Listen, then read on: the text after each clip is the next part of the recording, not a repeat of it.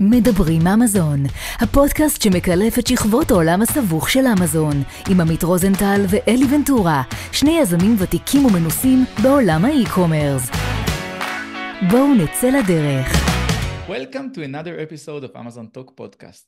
My name is Eli Ventura, my colleague Amit Rosenthal here with me as every week.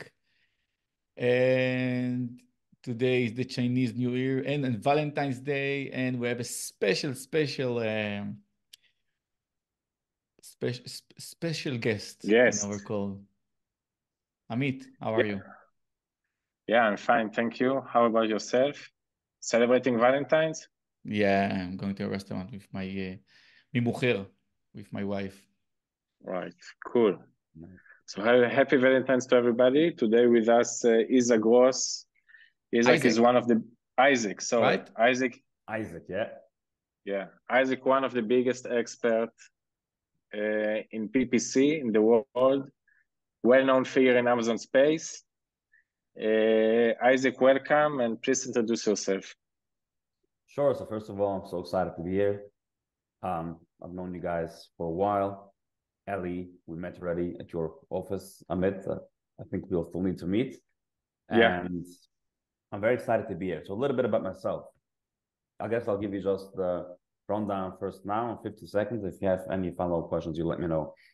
So we manage the PPC for many Amazon companies. Our specialty is that we're very hands-on. So all of our account managers are really senior account managers in our office that really take the time to understand, the accounts that we manage in a very in-depth manner. We have our main offices in Brooklyn, New York, and we have an office in Israel too, working with many Israeli brands. So that's in a nutshell about myself. And yeah. Is it true that in Brooklyn there is one zip code that rules about 10% of the Amazon revenue? There was once some stat that I think 7% of sellers come from one zip code. I'm not sure from where that came, but there are definitely a lot of Amazon sellers in Brooklyn. Yeah. It's crazy, right? How do you think about it? Yeah. Yeah, you have a lot of Amazon sellers in Brooklyn, and it's really in New York City in general, like New York and even New Jersey. Like in the tri-state area, you have a lot of Amazon sellers, yeah. Why is it, you think, if you're like looking in the States alone? So why specific in Brooklyn and New York? So you can take this a few different ways. So first of all, New York in general, right, is a hot spot for it's a hot spot for tech and many digital types of businesses. Also in our community, like people excelled at it. A lot of people in our community also had some prior experience in importing from China. So, that helped when it came to start selling on Amazon. Then, if somebody's successful, another person wants to replicate it, then they also go into that line. So that's why you have many sellers in Brooklyn that are very big and successful. I guess that's the key. Wow. So first, again, thank you for taking the time to record with us. We'd like to begin, as we begin every episode, by asking you to take us on a journey back in time, roughly 5 or 6 months before you start your Amazon journey. What are you doing these days? What your age, and what inspired you to dive into the Amazon world? Sure. Okay. So I'll take you from when I got married. Okay. So actually, when I was a teenager, I learned in yeshiva, right, which is basically like a religious school. Then I learned in Israel for 1 year, which I actually love. I think this is the first episode that you don't need to explain what is yeshiva. Yeah. Yes. So then I learned in Israel for a year, in Jerusalem. Then I got married. I got married when I was 19 years old.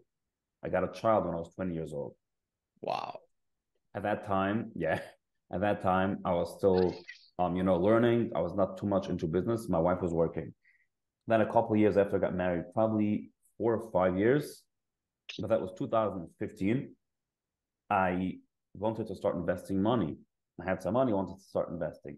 Somebody told me, hey, I know somebody that is looking for an investor, he's doing Amazon, So I've heard people selling on Amazon here and there. But I think 2015 was really, let's call it the Amazon private label gold rush. Like that's where the whole private label business model started to become popular. So I got to meet the person. I didn't end up investing with him, but that's one I would say I was really introduced to the Amazon FBA private label business model. I liked it. So again, I still wasn't working full time. Like, I just wanted to start dabbling into something. And I brought in a product from China. I brought in a product it cost me around $1. It's between $1 and $1.50. I don't remember exactly, but whatever, like over $1, less than $1.50. We sold it. I listed it for $20. Okay. I think I made $11 profit. Wow. And that was literally a week or two before the first Prime Day. So I think that was 2015. And there was no PPC. I mean, I think you could do PPC, but I didn't do any PPC. Literally just listed it. I had a sale here and there. Then Prime Day came. If I remember correctly, I'm not 100% sure. I think we sold 14 units on Prime Day, right? So 14 units, like, whoa. I mean, that was literally like, maybe had 1 or 2 reviews. So that's when I saw, okay, this is something that could really make money, like some people want to buy this product. So then I started doing, I think back in the days, it was more, people were doing more giveaways even than PPC. If you remember AMZ Tracker, where you can get 200 reviews and rank skyrocket and keyword, exactly, like literally in a week or two. So that's basically when I got into the private label business. We made nice money the first few years. I'm talking about really, like, I was spending an hour a day on this business, like just playing around. And it worked well. Now, while I was an Amazon seller, I enjoyed knowledge. Like I really enjoy learning new things. So I listened to podcasts, which, by the way, podcasts were also a pretty new thing then. I think it was also like coming up, people listen to a podcast, So, but if you remember, that was what's his name? Scott Walker. Yeah. He has this. You remember him? Amazing. I even forgot how amazing. No, he's not amazing seller. No, he's no, amazing seller. Something that, yeah.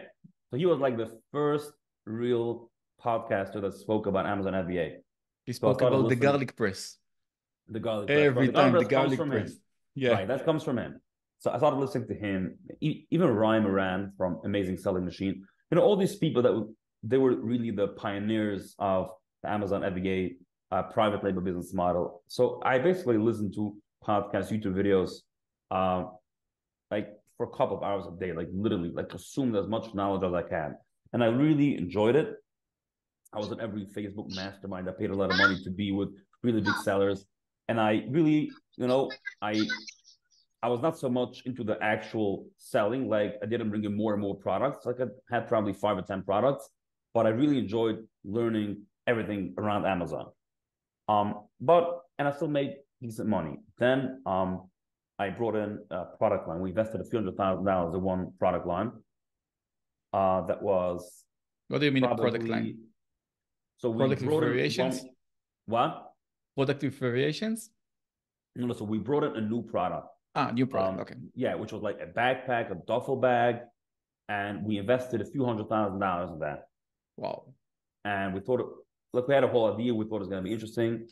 And the bottom line is that nobody actually wanted to buy that product. And we basically were a few $100,000 down, and it didn't work out. So after that, I was like, okay, so where do I go from here? Do I either start a new brand? Like, I didn't exactly know what I want to do next. So when was it? So this was probably 2018. 18, yeah. So you've been already 3 years in the business. Exactly. Right. We made a lot of money, lost money then. So, and probably end of 2018. So I had this few months where I'm like, okay, do I open up a new brand? Like, I wasn't exactly sure what I'm doing next. Then I had, but I was still very active, like in the Amazon community. Like I was in WhatsApp groups, helping people, responding to people. And then I had, and a few days apart, like 2 people asked me, like, hey, Isaac, we need help with our PPC. You know PPC well. We've tried 5 different agencies. Nobody has done anything interesting for us. do me a favor, take over my PPC. I was like, I never thought about doing it, but I sort of did it as a favor, and I took on these two people, and after literally 2 to 3 weeks, I saw that we've done something that nobody else has done until now, right? The results were amazing, and I realized that the way how PPC agencies work is basically they either take your account and just automate it with the software, or they have people in the Philippines, that follow one SOP, have the exact same rules that they do for every single account. And PPC agencies couldn't afford to have a really in-house senior account managers that would really take the time to understand your products, your keywords, your competition, what you want to accomplish. So, like really live and breathe this account as if you were the owner of this account. So I saw this as an opportunity to have an agency, which is like a real white glove agency that only has in-house people, smart people, senior people that know the whole Amazon game inside out, and give us services that's second to none. And of course, will be more expensive, right? But I realized that when people spend on PPC, it's on the lower end, tens of thousands of dollars a month, or hundreds of thousands, or right now we have clients spending over $1 million a month, right? Wow. They're willing to pay a premium to have somebody really give it all they got on their account, right? PPC is a make it or break it for an Amazon business. And with a little bit more efficiency, you're saving tens of thousands of dollars or hundreds of thousands of dollars. And with a little bit more strategy, you can make somebody millions, right? So that's when I saw that there's a real opportunity for an agency like that. And I right away hired somebody, a really smart guy who was my first account manager. And as they say, the rest is history. We right now manage over $2 billion in annual sales. We work with many large brands, with smaller brands as well. Like, we don't discriminate. The idea is it should be the right fit for us. And we really do a phenomenal job. I believe you know that. We have some the YouTube people that we know. And yeah, that's where we are today. And we're growing. Isaac, let's talk about like building a company, a service providing company. What is your hiring process? How do you find the right fit to the right role in terms of building a business and giving like the respect and trust with your colleagues? Okay, so that's a great question. And yeah, you asked a few questions, so let's break it down. So first of all, about the hiring process. I spoke with somebody today, and I literally told them this. I probably look at over 100 resumes before every hire that I make, okay? Now, and a resume is not just a resume. It's somebody that seems to be qualified for the job, okay? So every resume is already, a resume that is relevant to this position. I probably review over 100 resumes and do over 15 interviews before I hire somebody. Wow. I'm in the people business, my business is all about my people, and I'm lucky to have a really great team. But I need to have a great team. I have a tremendous, tremendous responsibility to have people managing somebody else's money, and I'm talking about millions of dollars in spending, right? And I need to be able to trust them that they'll do their best job, and they will do it, with their full heart and soul, and really care about their clients. So our hiring process is very, very, very, I would say rigorous. Like, I want to make sure that we have the right fit. It's an honest person, hardworking. That's really what I'm looking for. Honest people, hardworking people, willing to go the extra 2 miles. And yeah, thank God that's, that's a big part of our success and how we hire people. And, sometimes I used to feel like guilty, like sometimes like I could spend days just being busy with hiring. But then I listened to a podcast with Sam Altman, right? The founder of OpenAI. So he did a podcast with Lex Friedman. And he says that 30% of his time, or a third of his time, goes to basically HR, being busy with hiring the right people. So I felt very, very validated, one of the biggest CEOs of the largest companies, the fastest growing company ever in the world, 30% of his time is going for hiring the right people. So every company, especially service business, it's all about the people. And a big percent of my time goes about hiring the right people and managing the people and making sure that they are happy in the position that they are, and they give all they got to their clients. Actually, Wow. today I heard a podcast with, I don't know if you're familiar with Playtika. It's a tech company, a play tech company in Israel, very big. And the CEO and founder said the exact same words.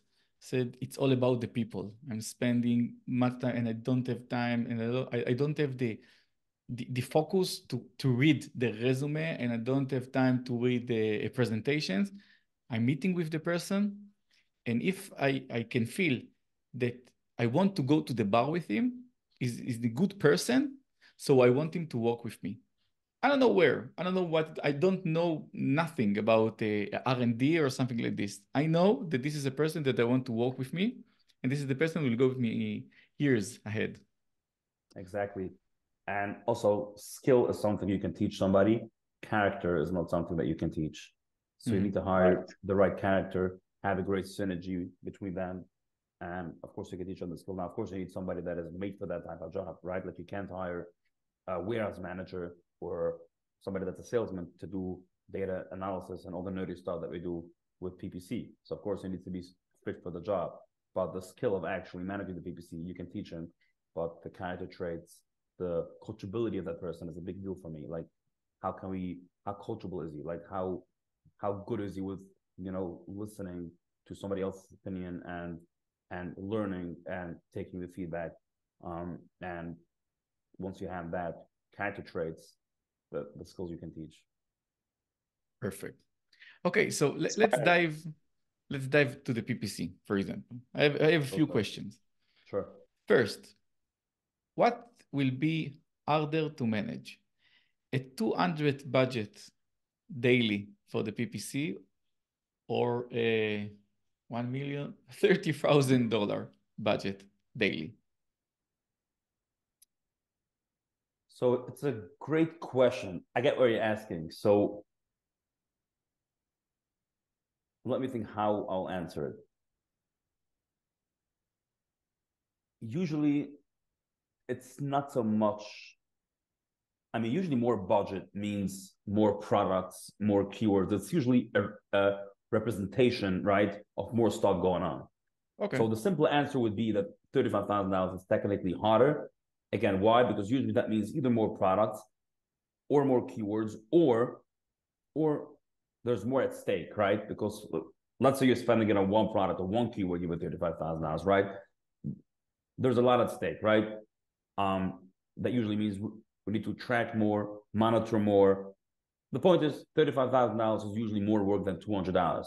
But what you're probably trying to ask is, sometimes when you have a $200 budget, which again, us as an agency, we really work with brands like that. The question is more that sometimes what the client wants and what their budget is does not align. So okay, I've had that sometimes, like people have, okay, I have a budget of $200 and I want to grow like every month, let's say by a certain percent. And look, with $200, you're not going to grow.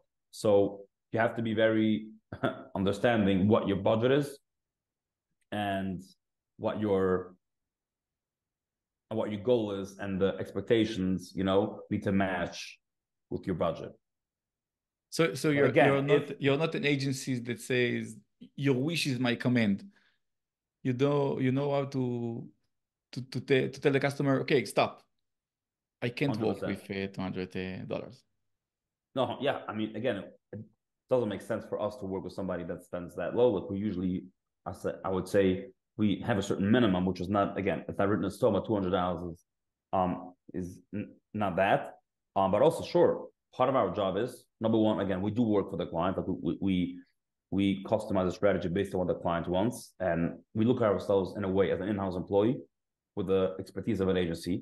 So we will customize a strategy based exactly on what you want. If you want certain reporting, we will usually give you that. Like we do crazy stuff for our clients, like very, I would say, outside of the box. Like another type of company that says, I'm sorry, we can only do this and only do this. Like we do a lot of things, unique for certain clients. But part of our job is to always, make sure that the expectation of the clients is aligned with the reality. We'll never, take on a client that has expectations that cannot be matched realistically. We'll always say, hey, with this budget, you cannot grow by this and this amount. Or, so we try to always be very, very realistic. And we usually try to under-promise and over-deliver. Can you remember on what of one biggest challenge in your PPC journey? So you mean a PPC challenge or a business challenge? I don't know. You don't know. So let's let me start think. in business. So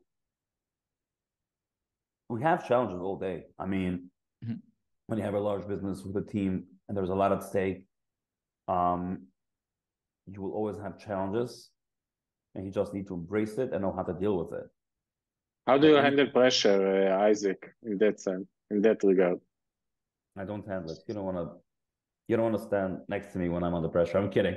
But I don't know. I'm not good at handling pressure. Like what I say, I'm not good means to say I don't have a way on how to, just make the pressure go away. I do have a lot of pressure, and I just deal with it.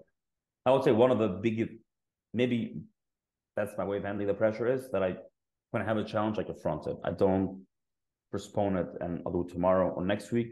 When I have a challenge, I sit down and we think, okay, what is it that I'm supposed to do right now? And I'm just doing it. You said you're now managing a revenue of over $2 billion a year, annually. A year, yes. Wow.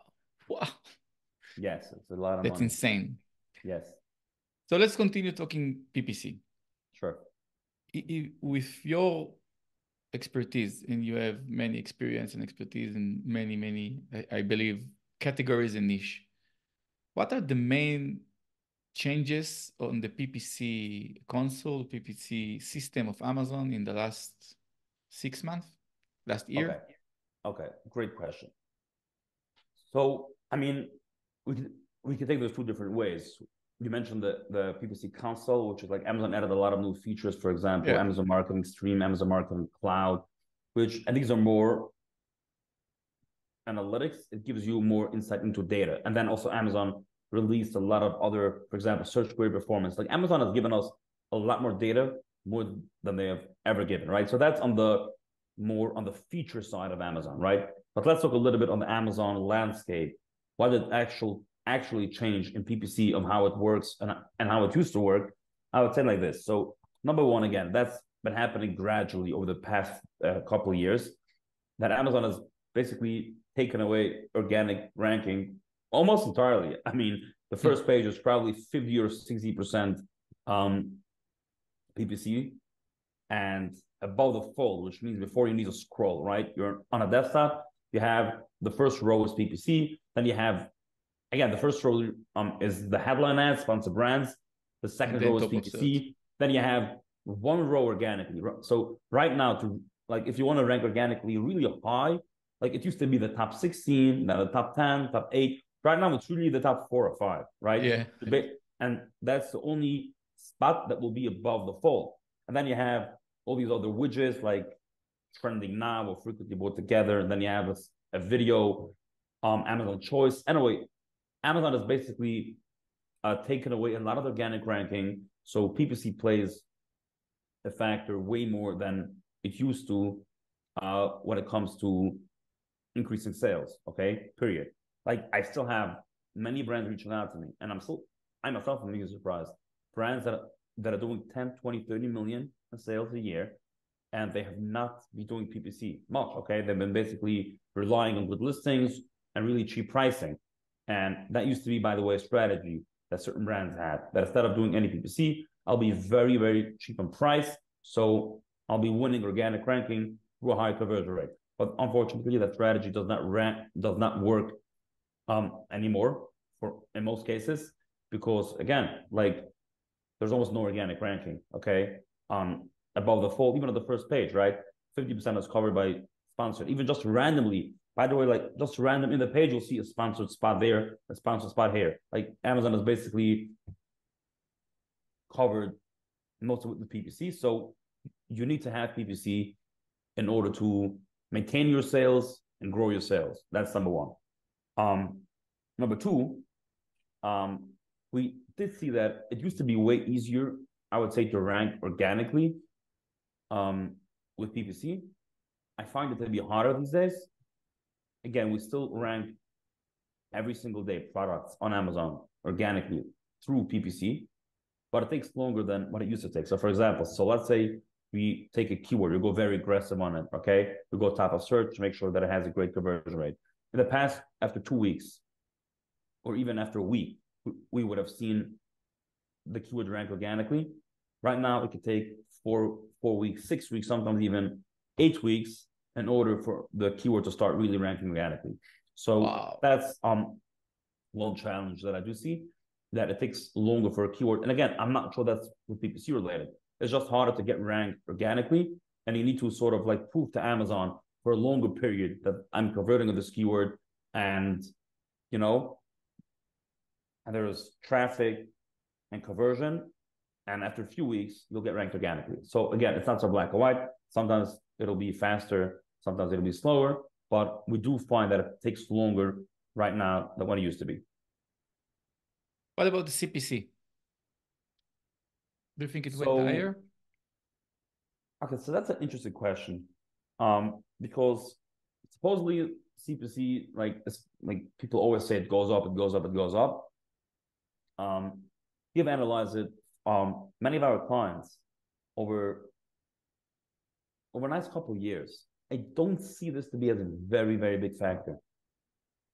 Even at times where the cost per click went up, also the conversion rate went up, because sometimes we started going more aggressive on top of search.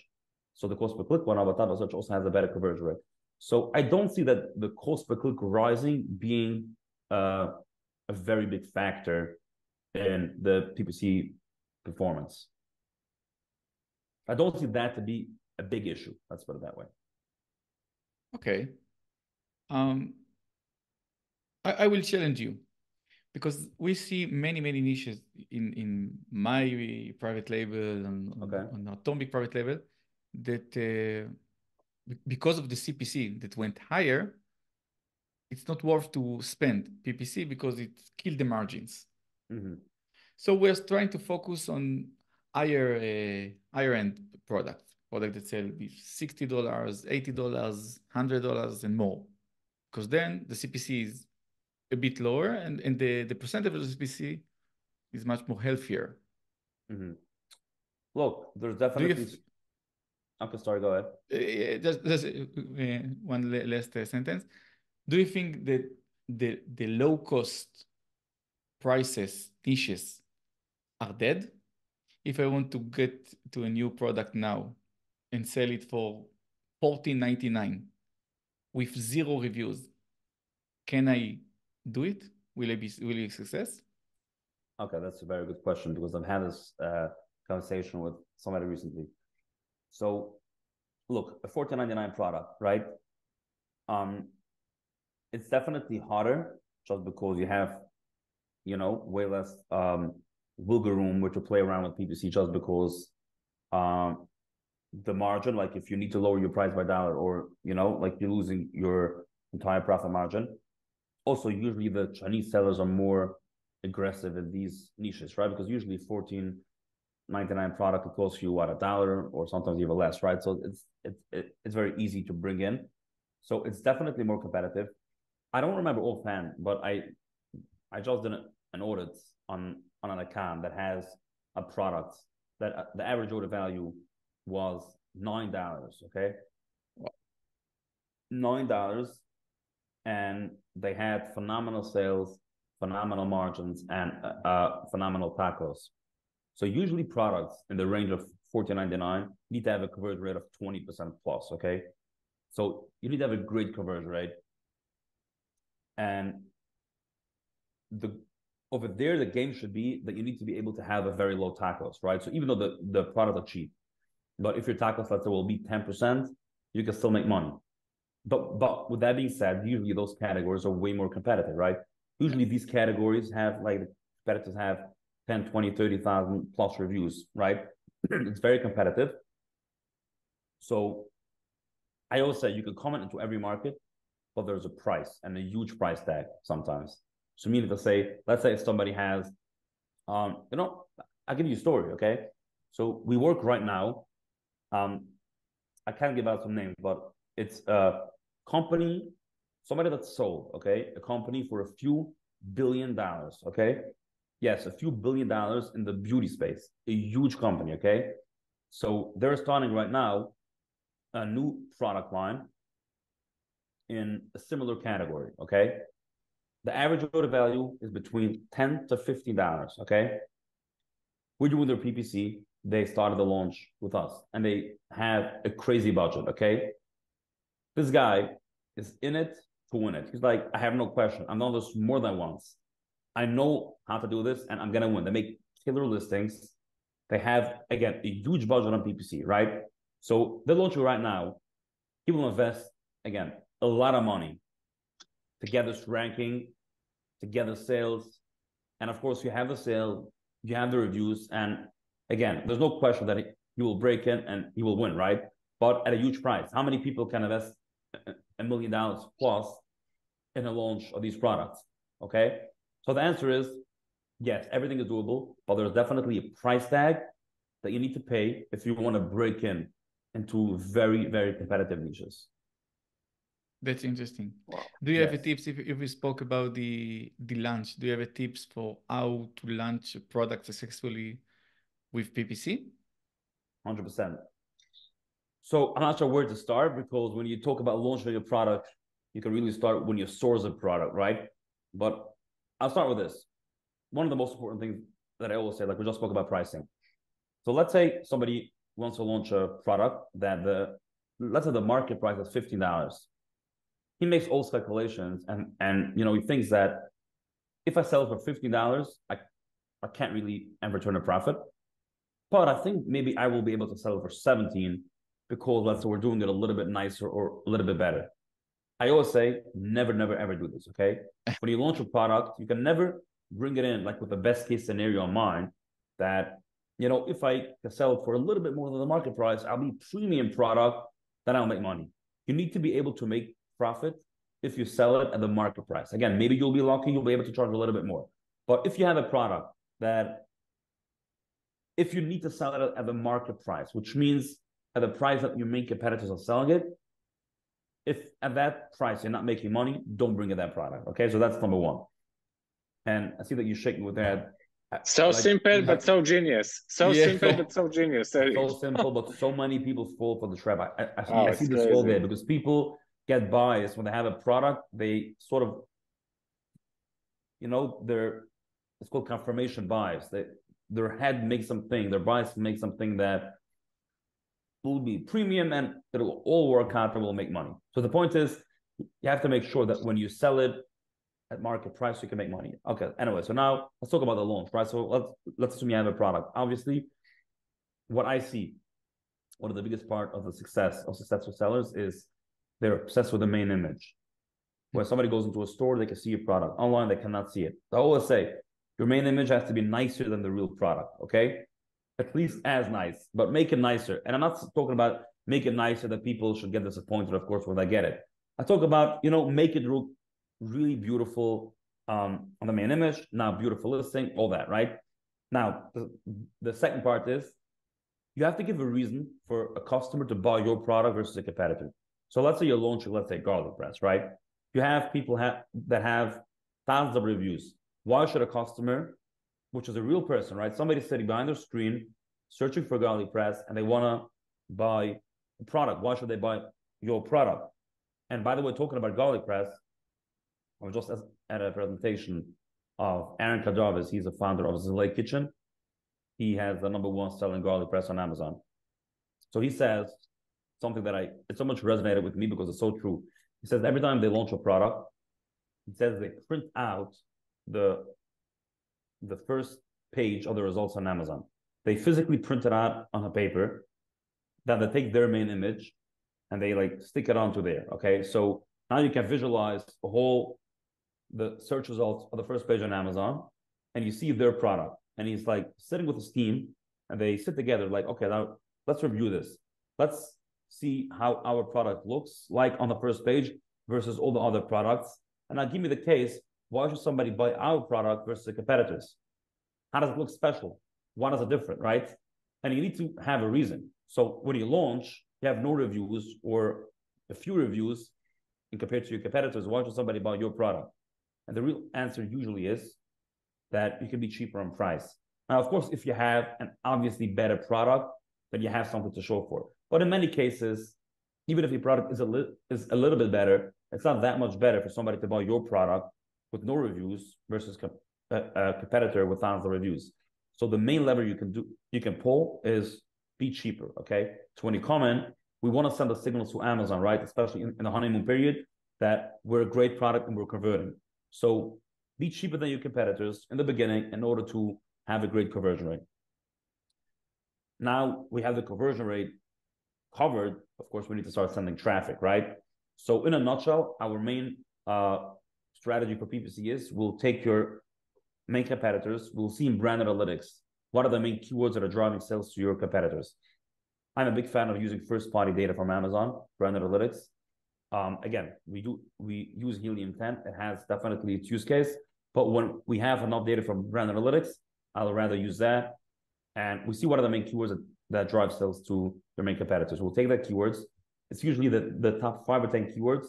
We'll put them into a campaign, which we call a ranking campaign. So it's an exact campaign. We usually put in top of search for 100 or 150%. The goal is to have the best conversion rate possible on those keywords.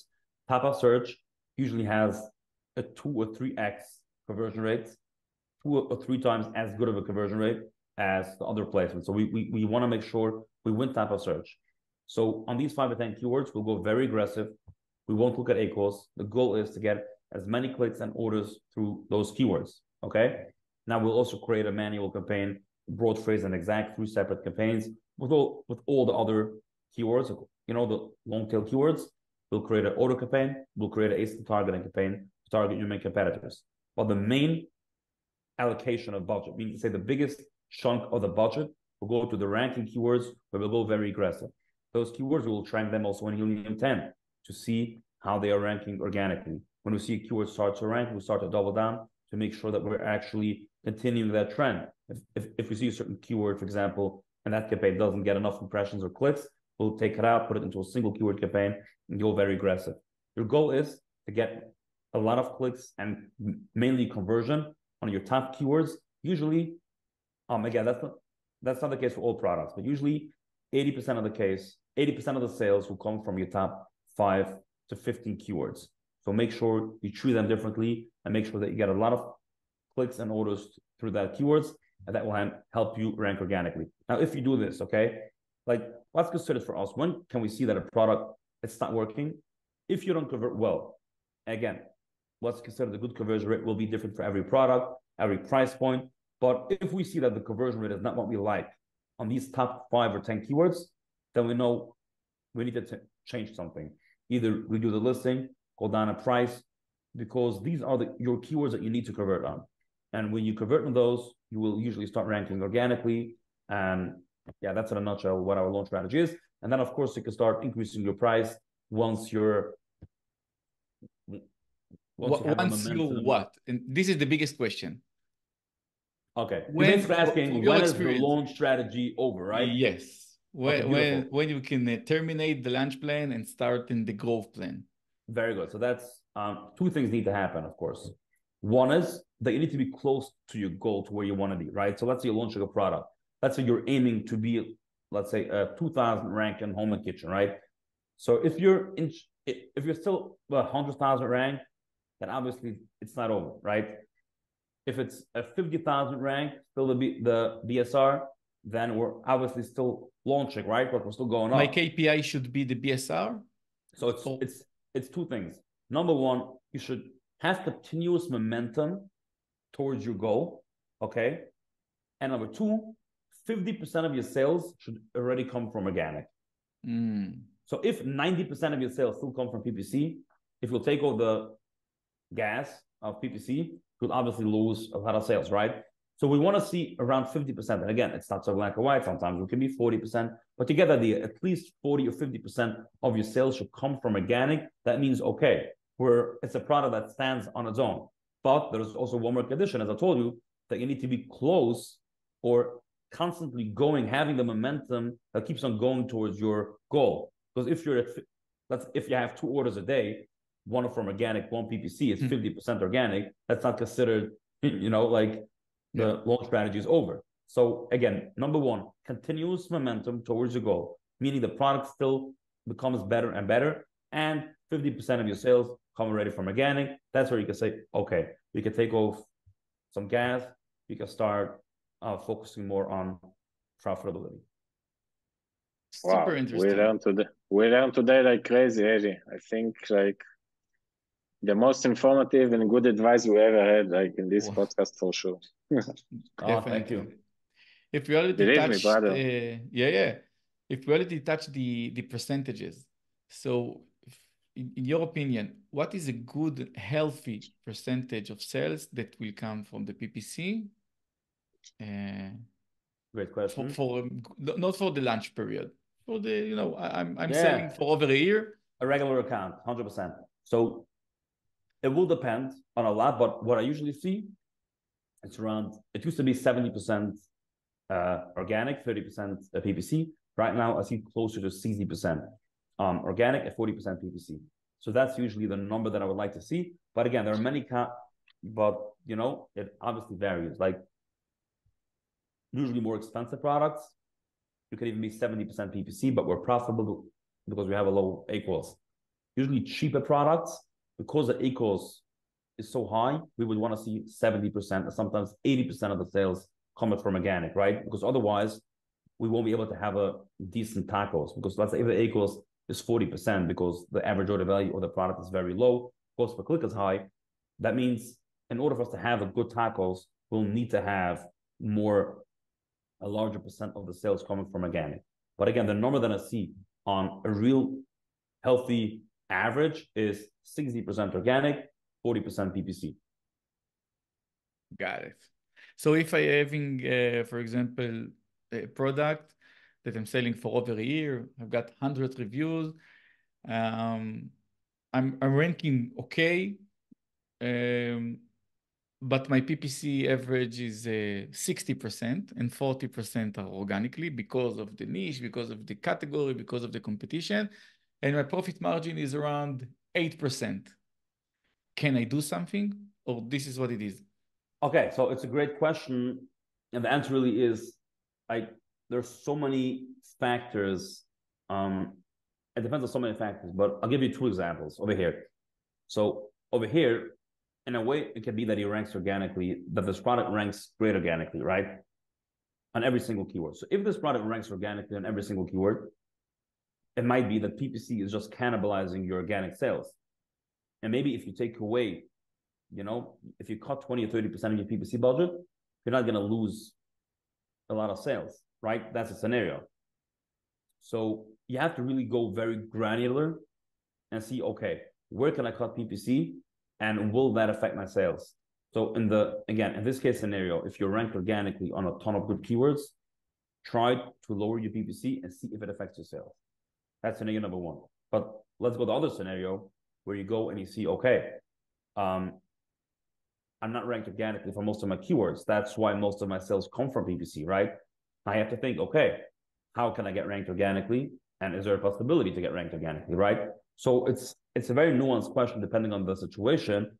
And in some cases, I'll try to give you an example. Let's say you're selling, let's say sunglasses, okay? So let's say the first page of Amazon is filled with brands that sell sunglasses for $10, $15. You sell sunglasses for $100, right? Again, some people like your product, it's more expensive. But you have to understand that your conversion rate on $100 products, on $100 sunglasses, will never be as good as a $20 product or $10 product. So in a case like this, you need to understand that you will never rank organically for the term sunglasses, right? So sometimes when you do research properly and you really understand, Amazon and how it works, you'll see, okay, this product does not have a chance to rank organically for its main keywords. So let's say we have a product like this, and we have 60 or 70% of the sales coming from PPC. We have to understand that it's hard for us to start ranking organically. Okay, again, if that's the case. So now we need to see if we're making money right now or not. And if we're not profitable, I guess you'll maybe need to lower a little bit your PPC spending. Your sales might drop as well, but you'll be a little bit more profitable. That's going to be more a business decision. Isaac, don't you think that this like process of thinking should be prior to even like starting production any product? Because if you know that originally organically you will not be able to rank, no, 100%. So, yeah, right. 100%. So product. Yeah. No, 100%. So when you bring in the product, you need to understand, will I be able to rank on the main keywords? And what if I cannot rank on the main keywords? Can I be profitable just as I call it sometimes like a PPC product? Can this be profitable and sustainable with just, having PPC and running profitable PPC? So that needs to be, but you understand that as well, that usually that conversation happens after you launch a product and not before you launch it. Yeah. Okay, Isaac, I didn't see the clock, but we're super interesting and super intrigued by the content and all the tips. But we are heading to the head of the episode, and we have a strategic question that we are asking all of our guests in every show. The same question: if you occurred to win $10 million net tomorrow morning, what would you do with them? You mean it's too little money? Like, what can I do with $10 million net? I mean, no, seriously. Like, I live in New York City. Like, I pay off my house, and then I pay off my house, and I still keep on paying the extra mortgage. Amit, you're mute. I'm saying that we should have more people like you in Israel, for sure. Believe me. Definitely. Isaac Gross, thank you very much for your time. I think you enlightened us with very, very experienced tips and methods. And I don't know, I know that I learned much in this episode. I really appreciate it. It was a real pleasure. And should I end with the offer for the audience? Perfect. I wish you good luck in 2024. Sure. Please. Yes, I want to give an offer. Okay, so I want to give an offer to the audience. So we do really deep audits. Okay, so if you give us access to your account, we'll do a very nice comprehensive audit. We usually send you a beautiful report with a video explaining the findings, and it's free. There's no obligation that you sign up with us. So if you want to know how your PPC is doing, reach out to us. You can reach me at igppc.com. You see over there contact form. Just fill it out, and we'll send you a beautiful audit with actionable insights on how your PPC is doing. You can also follow me on LinkedIn. I try to post their content on Amazon. Very also actionable, and that's about it. Wow. Super amazing offer. I will write it down in the comments of the episode, awesome. The link. Thank you very, very much, Isaac. Have a nice day. Okay. You too. Isaac, next time in the Holy Land. Definitely. Next time in the Holy Land. Yep, 100%. Yeah. I actually want to come. Thank you. Yeah. Bye-bye. Thank you.